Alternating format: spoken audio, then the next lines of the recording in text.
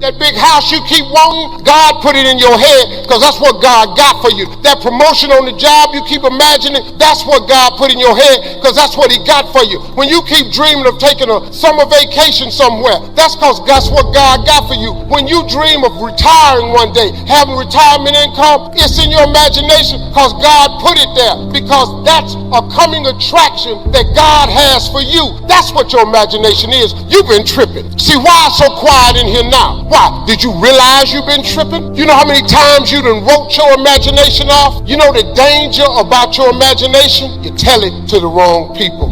That's the danger. You want to kill a big dream? Tell it to a small-minded person. Boy, they'll shoot it down every time, won't they? You know how many wonderful ideas you've had. Stuff that God gave to you, you thought was, man, this is it. You went in there to your friends and your family, and you shared it with them, and they shot it down. You know why they shot it down? Because they ain't see it. You know why they ain't see it? Because God ain't give it to them. Because he put it in your imagination. If he'd have wanted them to imagine it, he'd have put it in their head. That's why people can't see what you're going to be. That's why they're teaching. That teacher mind, look at you, you're standing there. You can't even talk. How they going to put somebody like you on TV? Well, lady, what you didn't know was I wasn't going to stutter forever. You didn't know God was going to get me over the stuttering, did you? You didn't see it. Because nobody else from 112th Street ever been on TV. You ain't think I'd be the first. You know why? Because you ain't see it.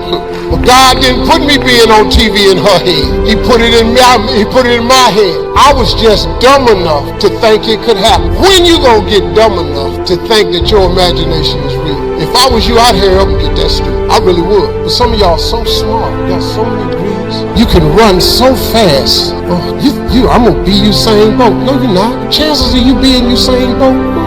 And quit imagining stuff that really ain't real. Now, let's hold it. Because in that same class, my best friend Lonnie Cotton wrote on the paper at 10, he wanted to be a doctor. I knew at 10, this was an impossibility. Lonnie can't even read. When we in the reading group, he started a fight so he can get thrown out to the principal's office. Lonnie can't read. What doctor you know can't read? I knew Lonnie wasn't going to be no doctor when he said that. I knew he was just writing stuff on the paper. But what you want to write on your paper is what you gifted at. What are you gifted at? What is the thing that you do the absolute best with the least amount of effort? That's your gift. That's what ought to be on paper. God has been using your imagination to show you your gift. That is I probably shouldn't say this in here, but I'm probably saying like, yep, I ain't probably ever coming back no way, so whatever. I'm pretty sure I done said something to offend somebody today. I know I do, because I talk like this. Just me talking as open as I do. So I ain't got no paper. I ain't got nothing. I talk from my heart. I told Pastor, we was talking the other day. They asked me last night, they came over to meet with me. I didn't know he was pastor nothing. I'm outside, had a cigar and a drink. The pastor came over, nice guy. And the lady said, what are you going to talk about tomorrow? I said, I don't know. She said, you do know the speech is tomorrow at 12. It's 8:30. I got a cigar. And I don't know what I'm going to talk about. She said, how do you make preparation? I said, before I walk out, and I told her, I said, I pray. I ask God what to go tell the people. I come out here without the paper, and I tell you what God told me to tell you. Now, I told you before I started talking that I'm an entry-level Christian. That's just in case I slip up and say ass or something. I told y'all that before I started. I opened it up. Didn't I say that? Because I know once I get to flowing, I can't watch what I'm doing. I'm just going to talk like I talk. You know, I've been put off a lot of stuff. Like I said a minute ago, I'm probably not coming. I don't appreciate him talking about the Lord that much. Well, okay, don't have me back. I didn't like the jokes. We're here for motivation. I didn't like the jokes. Well, okay, whatever. I'm telling you, somebody gonna find something wrong with it. Somebody always finds something wrong with what you're doing, even if it's okay.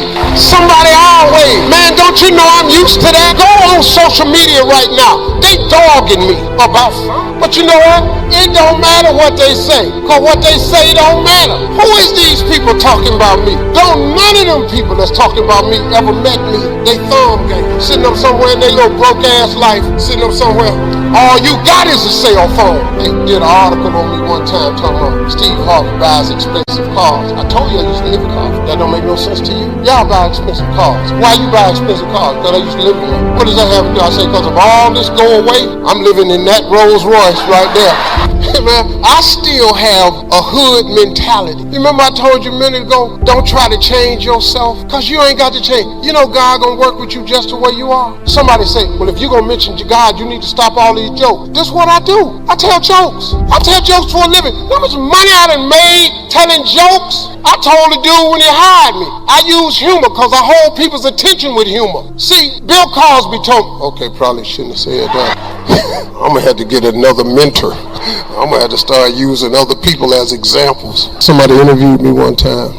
Saw a picture with me and Bill Cosby. Bill Cosby got my sons in Morehouse. This lady said, "You're still friends? How could you be friends with Bill Cosby?" I said, "Because we was friends." How could you be friends with a man like that? I ain't know none of this. What is you talking to me for? I got the news when you got the news. He ain't never saying nothing to me about this. I had never heard of this. Well, are you still friends with him? I said, yeah. I find that despicable. I stopped and I said, man, can I ask you something? You ain't got no friends ever done something real messed up? My brother did something real messed up one time. He's still my brother. Still went out there to see him. I got friends that done something messed up. I got a partner in jail doing 3 life sentences. Still holler at him. He called me the other day. I'm waiting on him. You have a collect call from state penitentiary. I didn't hear that. Steve, what's up? I said, man, what's happening? Man, it's me, dog. I said, man, what's happening? You out? He said, no. I said, what you calling me on? I got a cell phone. Click.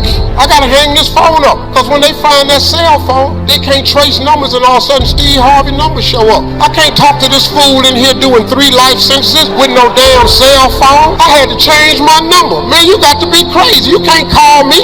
You're doing 3 life sentences. I'm famous. I can't be talking to you. Then he gonna call my other partner. Man, I can't believe Steve hung up on me. What is it that you can't believe? So yeah, Bill Cosby was still my friend, but he taught me something. He said, Steve, when you have the ability to make people laugh, you have their undivided attention. He said, once you have their undivided attention, you can slide them messages, but you gotta be smart with the messages you slide. So I decided once I got out of comedy, what message could I slide them and still do my comedy? What better message than faith and hope? While you sitting in this room trying to get to the next level, listen to me. There will be no more levels for you unless you get to the next level of your faith. There ain't no more levels for you, partner. You where you at. But listen to me, quick. You know why I didn't want to be a person of faith? Because I was afraid that God was going to have me doing something that I didn't want to do. You know, I didn't want to go knocking on doors. Jesus loves you. People hiding behind couches,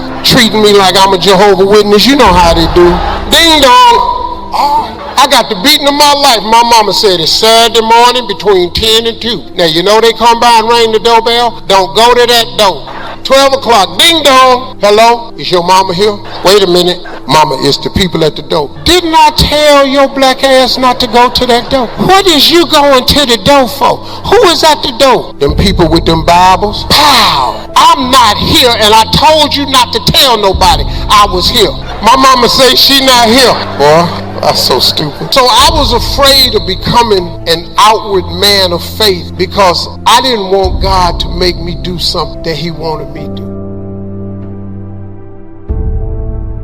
Thank you for watching our video.